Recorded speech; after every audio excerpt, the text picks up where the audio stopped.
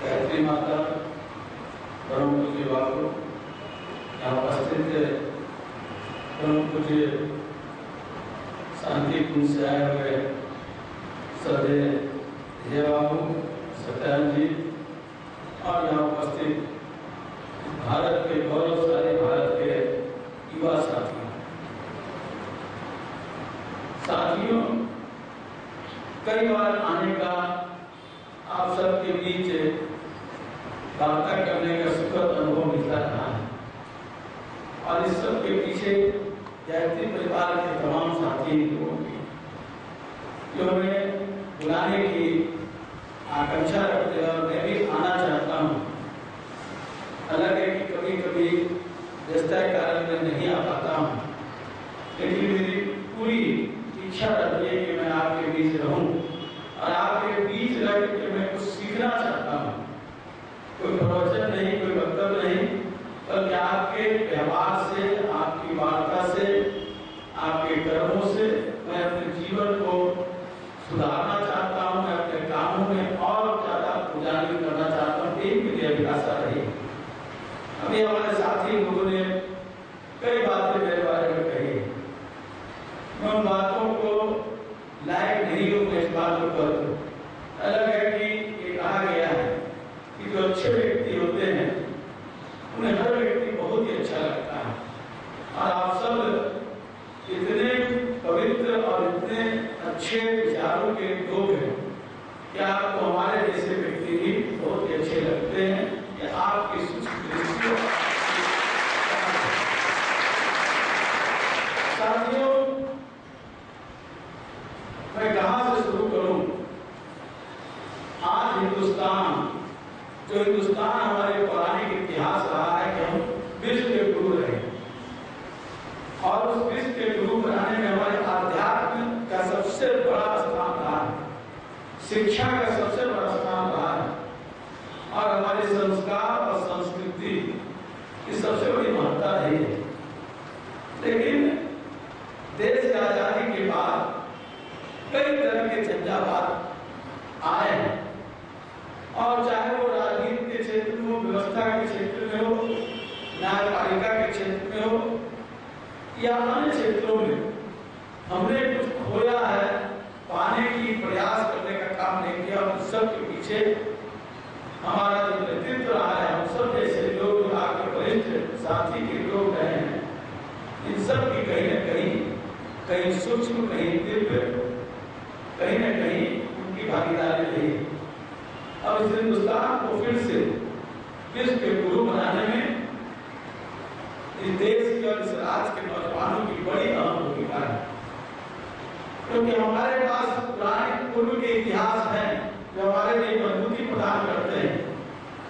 वर्तमान हमारा कमजोर रहा है, लेकिन भविष्य सबसे बड़ी यह है, इस बात को हमारे साथी ने कहा कि विश्व में सबसे ज्यादा युवा हिंदुस्तान में और युवा एक ऊर्जावान होते हैं। युवा जो ठान ले अपने संस्कृति, अपने संस्कार के सही माध्यम से, तो निश्चित रूप से हम मंजिल तक पहुंचने का काम करते हैं। और आज जहां हमारी युवाओं की संख्या बढ़ी है, वहीं हम अगर दूसरी तरफ देखते हैं तो शिक्षा के क्षेत्र में हम उस गति से आगे नहीं बढ़ पाए। मुझे खुशी है कि गायत्री परिवार के जो युवा साथी हैं वो अगल बगल जो स्लम क्षेत्र है, जो गरीब लोगों का इलाका है, उन इलाकों में जाकर शिक्षा की ज्योत जला रहे हैं। आप सब और आप सब के प्रयास से शिक्षा की जो प्रतिशत जो हमारी बहुत धीमी थी, उसमें थोड़ी आगे प्रगति होने का काम हुआ है। दो व्यवस्था होती है, सरकारी व्यवस्था है, स्वयं रूप से जागृत व्यवस्था होती है। सरकारी व्यवस्था की एक अपनी परंपरा होती है और स्वयं लोगों के द्वारा इच्छित जो शक्तियां होती है, उसके द्वारा अगर किसी विचार के लिए संकल्पित होकर आगे बढ़ते हैं तो निश्चित रूप से उसमें गति ज्यादा होती है और उस काम में आप सबकी बड़ी भागीदारी रही है। और मुझे उम्मीद है और मैं इस बात के लिए आश्वस्त हूँ कि जो हमारे महर्षि ने, हमारे महापुरुषों ने जो सपना देखा था इस हिंदुस्तान के आजादी के काल में, आजादी के पूर्व के काल में, वो सपना निश्चित रूप से गायत्री परिवार के युवा साथी उसको धरातल तक ले जाएंगे, मंदिर तक ले जाएंगे और उसको पूरा करने का काम करेंगे। जो समाज शिक्षित होता है वही समाज जागृत होता है, और शिक्षित समाज ही परिवर्तन की जज्बा उसमें रहती है। इसलिए शिक्षा हमारे लिए बहुत जरूरी है। शिक्षा का मतलब सिर्फ डिग्री नहीं होता है। डिग्री तो ले लिए और शिक्षा लेने के बाद, डिग्री लेने के बाद नौकरी के लिए कतारों में लग करके हम उसके एक पंक्ति के एक व्यक्ति खड़े हो जाते हैं। शिक्षा है मानव विकास, और मानव विकास है राष्ट्र का विकास, और राष्ट्र का विकास है चरित्र का विकास, और चरित्र का विकास है व्यक्ति के स्वयं अंदर विवेक का विकास। अगर हम अपने विवेक का विकास न कर पाए, अपने चरित्र का निर्माण न कर पाए, मानव का विकास न कर पाए, हमारे संवेदनाएं अगर और जागृत नहीं हो, हम संवेदनशील नहीं हो, तो ऐसी शिक्षा का कोई बहुत प्रयोजन नहीं होता है।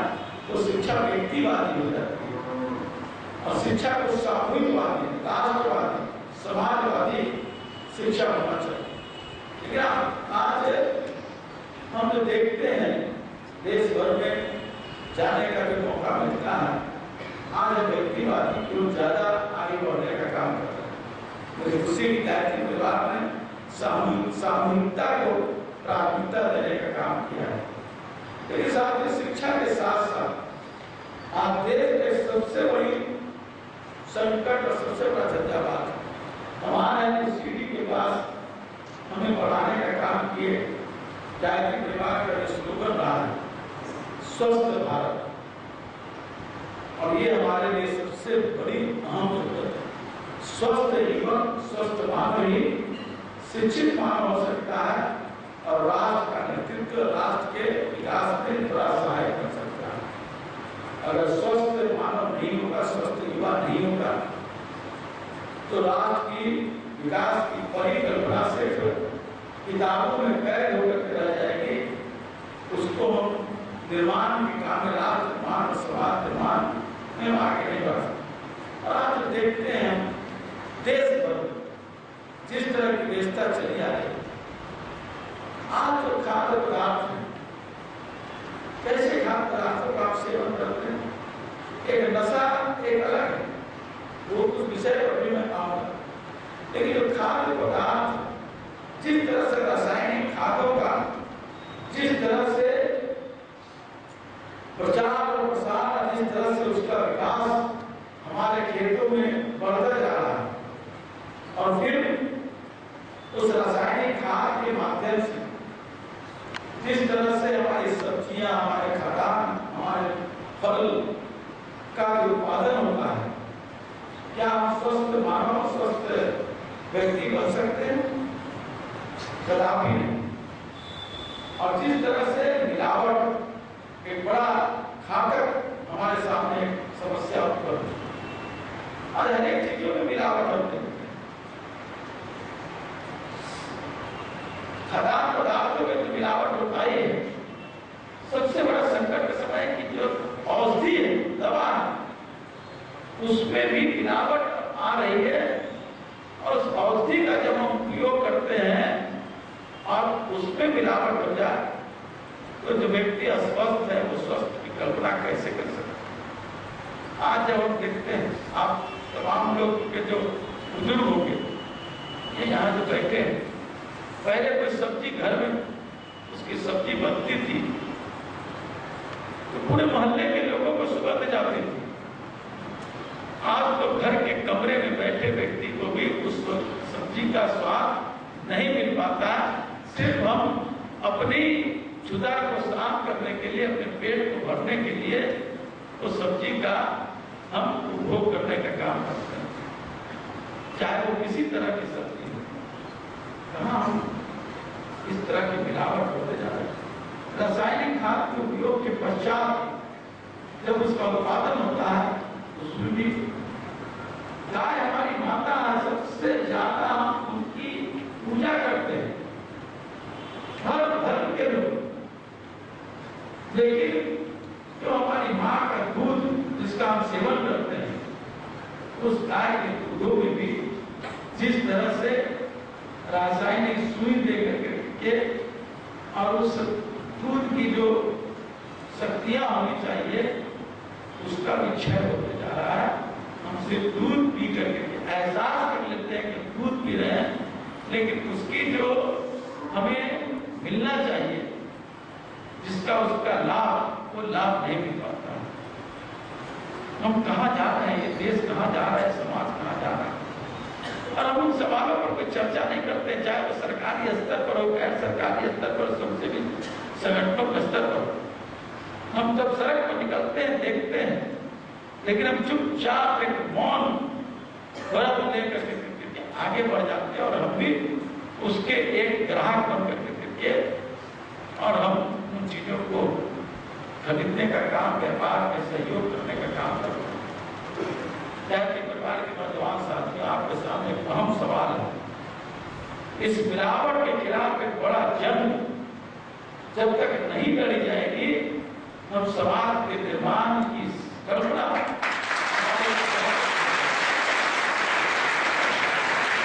हम गरीबी में हम 2 रोटी खा सकते, नमक खा सकते।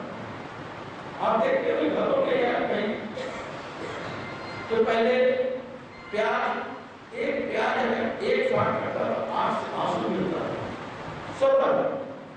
आज तो प्याज करते जाए कहीं आंख से आंसू का आंख पीला नहीं।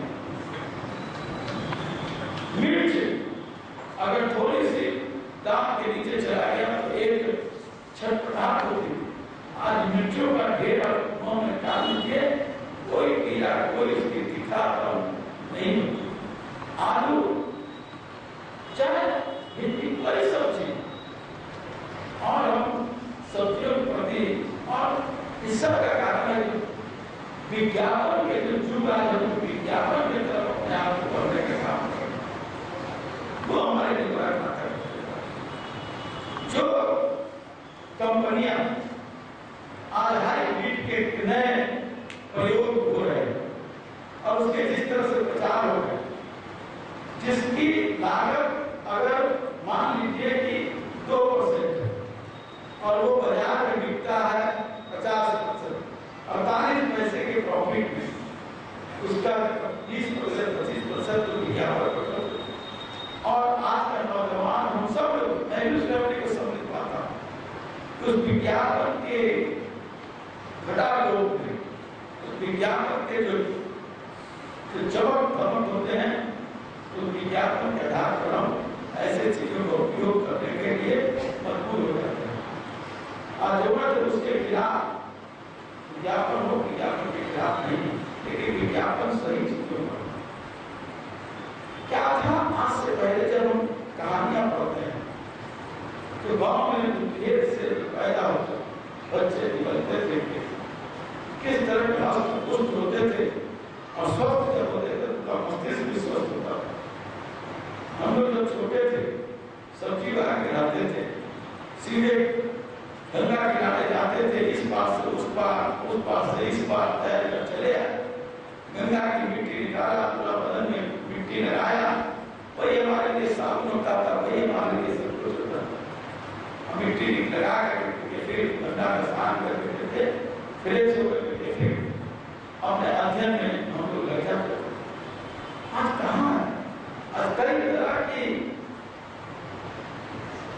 विज्ञापन के आधार पर साधनों का उपयोग हो रहा है। यहाँ तक कि जो आयुर्वेद नाम से तथाकथित जो साबुन और कई तरह के कॉस्मेटिक के जो बिक्री होती है उसका भी प्रचार होता है, उसमें भी कई तरह की सही आयुर्वेद का जो नाम है उसमें भी कई तरह की मिलावट पकड़ाया जा रहा है।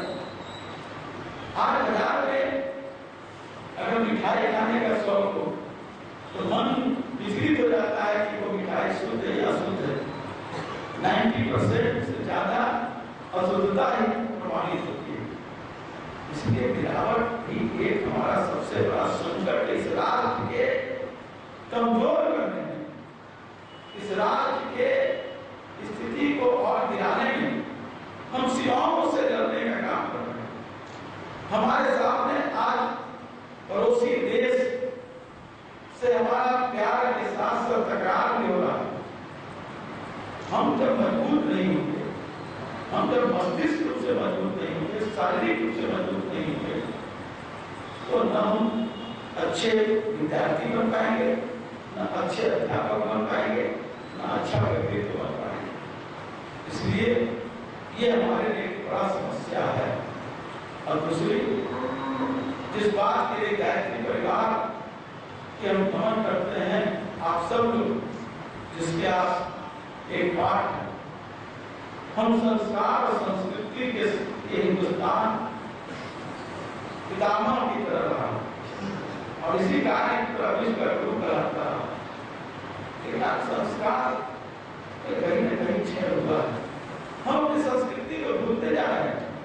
आज किसी को जो नौजवान है, हम गायत्री परिवार के नौजवानों के बारे में नहीं, लेकिन जो बड़ी आबादी जो बाहर में है, जो बड़े बड़े सरकारी और प्राइवेट निजी स्कूल और कॉलेज में अध्ययन कर रहे हैं, उनको भारत की संस्कृति क्या है, क्या थी, किस कारण भारत विश्व का गुरु रहा, इससे वो परिचित नहीं।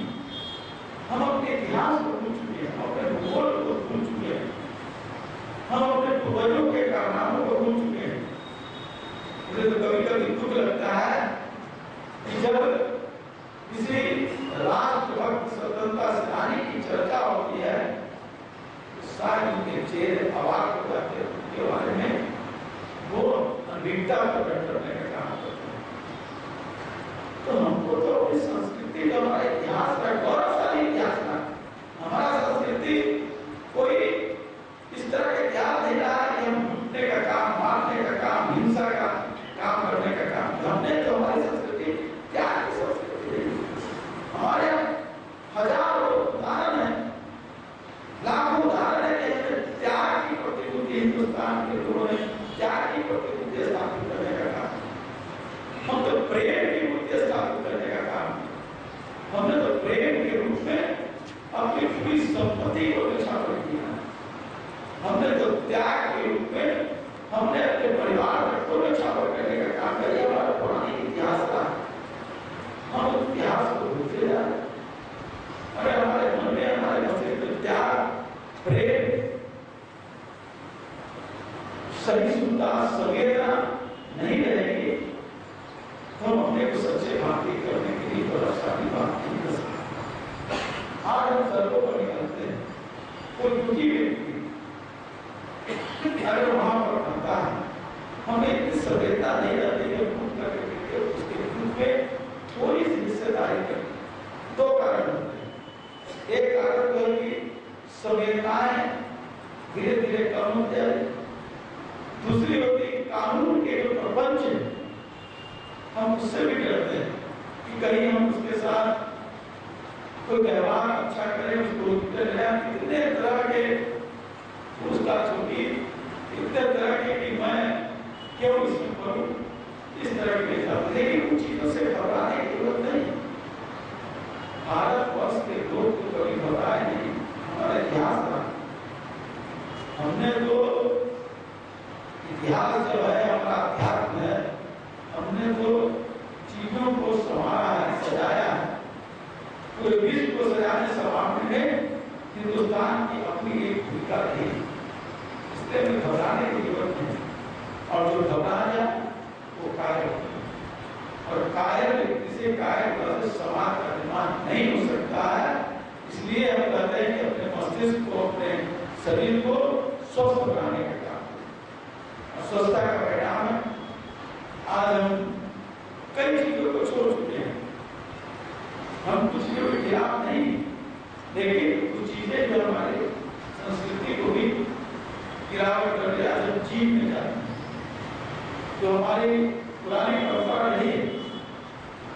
हाथ दिनों में गुरु हनुमान के जो कार्य थे, कितने पहलवान, कितने निकले और लास्ट में अंतरराष्ट्रीय स्तर पर ओलंपिक में हम लोगों ने स्वर्ण पदक जीतने का काम किया। कहाँ हमारा जीव रहने के बावजूद, आधुनिक कई तरह होने के बावजूद हम उस क्षेत्र में बहुत नीचे, खेल के क्षेत्र में नीचे।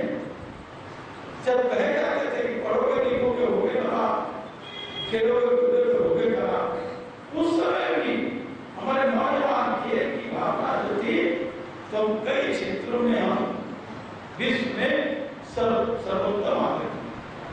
आज हम कहाँ, जब हमारा दृष्टि बदला है, खेल के रूप में अपनी भूमिका बढ़ रही, तब हम विश्व के बढ़ाने पर बहुत विचार करें। तो हमको चीजों को विचार करने की, और विचार का मूल मंत्र है कि हम संवेदनशील हो, हम एक दूसरे के प्रति प्यार करें। आज हमारे जैसे राजनीतिज्ञों ने इस देश में जात, धर्म, वर्ण, वर्ग, कई चीजों की जो त्रुटियां हैं, इसको भरने का काम किया। और इस राजनीति की जो त्रुटियों ने इस देश के नौजवानों को आज बांटने का काम किया। और हम उस जो एकता हमारी जो रही है, एकता की मूल मंत्र है हिंदुस्तान में। बड़े बड़े लोग, मुगल सम्राट, यहाँ अंग्रेज आए, सबसे हिंदुस्तानियों ने अपनी भूमिका और अपनी नेतृत्व एहसास कराने का काम। सिकंदर जैसा व्यक्ति पूरे विश्व को विजयी होते हुए आया, और पंजाब के बॉर्डर पर किस तरह से धराशायी हुआ। सेना उनके पास था, हथियार उनके पास था, लेकिन हमारे पास संख्या रहने के बावजूद भी, कम रहने के बावजूद जज्बा थी, देश के प्रति राष्ट्रीयता थी। आज राष्ट्रीयता को सिर्फ फिल्मी गाने कर रहे हैं। फिल्म के गाने जब बजते हैं तो हमारी राष्ट्रीयता थोड़े देरों के लिए 3 साल 3 दिनों तक हम राष्ट्रीयता की भावना से ओत-पोत हो जाते हैं।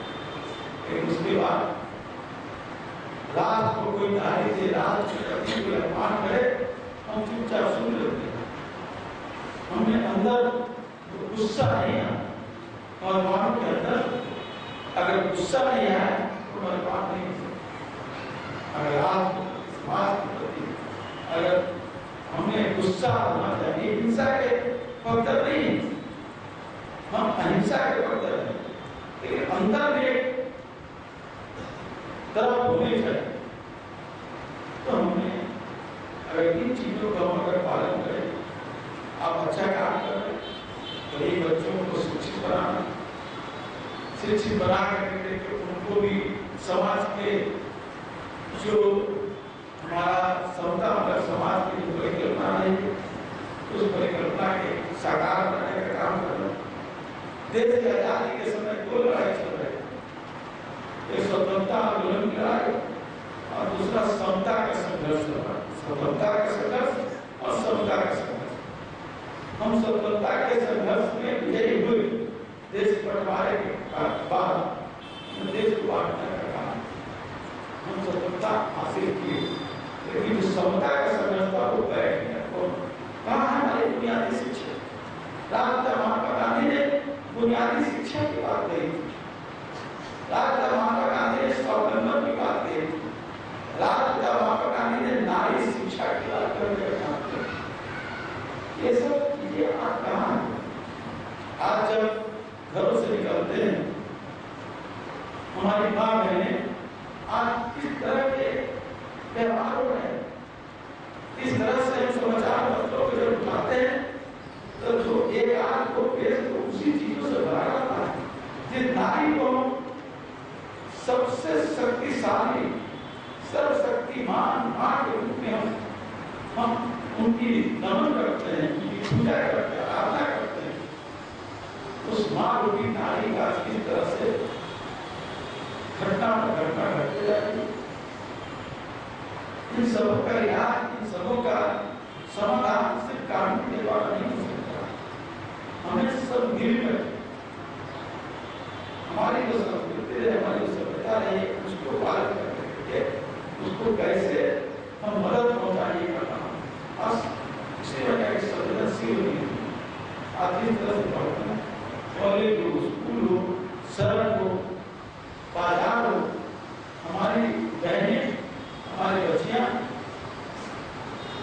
असुरक्षित महसूस करें मानसिक रूप से क्या हम उनको सुरक्षा उनको एक भाई की तरह एक पिता की तरह एक मित्र की तरह उनके साथ सहयोग नहीं बढ़ा सकते ये सारे चीजों को भी हमको देखना है कि इन सारे चीजों की अगर शिक्षित होकर देखते तो निश्चित रूप से हम आगे बढ़ सकते हैं लेकिन शिक्षा का मतलब डिग्री नहीं शिक्षा का मतलब मानव विकास चरित्र विकास समाज का विकास यही हमारे लिए सबसे सद्गुण सबसे बड़ी हमारे लिए संकल्प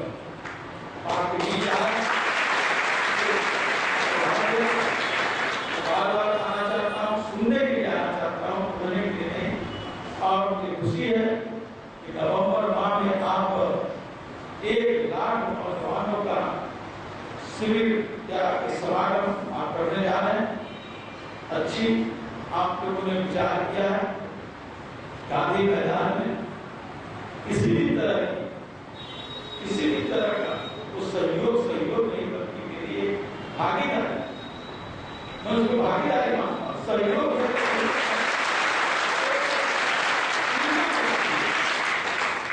की बात कहने का मतलब कि हमने आपके दुनिया और भागीदारी का मतलब कि हम आपके साथ तो भागीदारी में जो भी मुझे भागीदार देने का काम करेंगे जो भी जिम्मेदारी देने का काम करेंगे मैं खुशी उस जिम्मेदारी को लेने का काम करूंगा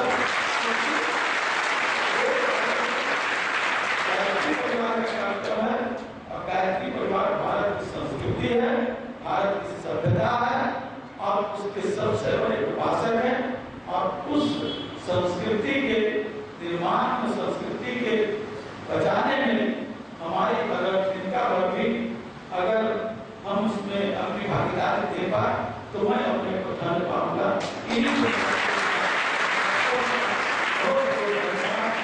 और जिन लोग साथी हमारे सामने आए आदरणीय विजय बाबू आदरणीय इन लोगों का बराबर स्नेह उसका बना होता है और मुझे ज्यादा समझते हैं कि मैं ज्यादा कुछ करता हूँ मेरी जो जिज्ञासा है जो मेरा सामर्थ्य वही मैं करता हूँ मेरे माता पिता ने जो मुझे सिखाया जो हमारे गुरुओं ने जो सिखाया उसी का